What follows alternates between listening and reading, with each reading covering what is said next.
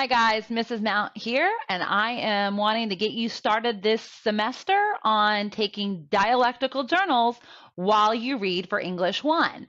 So you might be asking yourself, what? Why? When? Okay, I'm going to answer all of your questions here. So why are we going to do dialectical journals? Well, let me tell you, dialectical journals will allow you to interact with the text that you are reading. It's going to be like you're having a conversation with the text. I know that sounds strange, but you're doing that in your mind when you read, and a dialectical journal allows you to slow that down, write it down, and really interact with the text. Did you know that according to research, the very act of just simply writing something down helps to lodge that into your long-term memory? Well, why do you need something in your long-term memory? I don't know. There's like this little thing called tests at the end of each unit, and remembering what you read is going to be pretty important for them. When are you going to do dialectical journals? Well, you're going to do them anytime you read a selection. It could be an article, a poem, a short story, maybe even a book.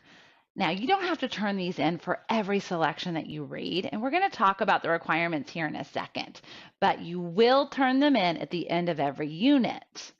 All right, so how are you going to do these? I'll tell you what, I'm pretty flexible here. I am providing you a template. I know a lot of you guys will want to use that. Some of you will maybe want to handwrite these in an actual notebook or a journal. So I don't want to limit you here at all. You can do these however you want to, okay? All right, so let's look at what does a dialectical journal look like. All right, here's my example. This comes out of Unit 1, Lesson 4, a short poem called First Lesson by Philip Booth.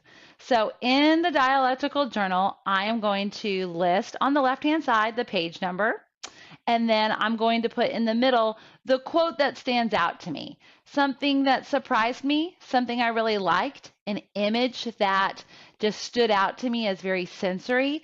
Maybe it's a figurative language example that I thought was a really cool way to put something. I'm just going to quote it right in the middle.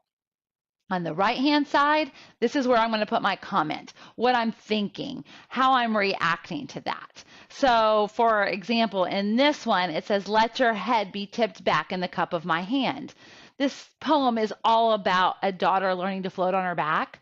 And I thought that this was really cool, the way that the father is asking the daughter, "Put your head back in my hand." That's an act of trust. When you're letting somebody hold you up, you've got your life in their hands. And I thought that word "let" was really powerful because it shows that, you know what, it is an act of the will to trust somebody else, especially with your life in deep water. So that stood out to me.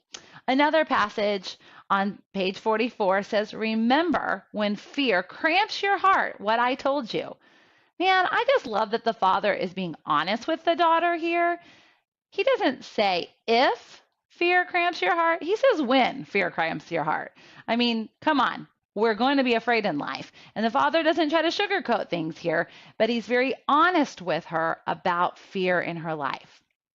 Okay, so this is an example of a dialectical journal. And now that I'm done with it, I'm going to submit it. So for every unit, you're going to have to pick 2 selections that you've read to turn in dialectical journals for. It can be in the same document as long as it's labeled unit number and lesson number and the title of the selection. And then you need at least 2 entries. That's it, just 2. Now you can do more if you want, but this is the minimum. You're going to need to put these in a Google Doc. If you handwrite them, you're going to need to scan them and upload them to Google Drive so that you have a link to share. All right, let's take a look at that template real quick. This is what the template looks like. You can recreate this on your own, or you can simply make a copy of it and use it for every single selection that you want to do dialectical journals on. All right, so when you're ready to submit, you are going to click on the link and you're going to use this form. You're going to put your first and last name. You're going to choose the unit number that the dialectical journals are for, and then you're going to simply put a link here to the file for your dialectical journals. And that is it. That is dialectical journals. If you have any questions on doing this, please call me. Come in for tutoring. Send me a webmail. Just reach out and I'll answer your question.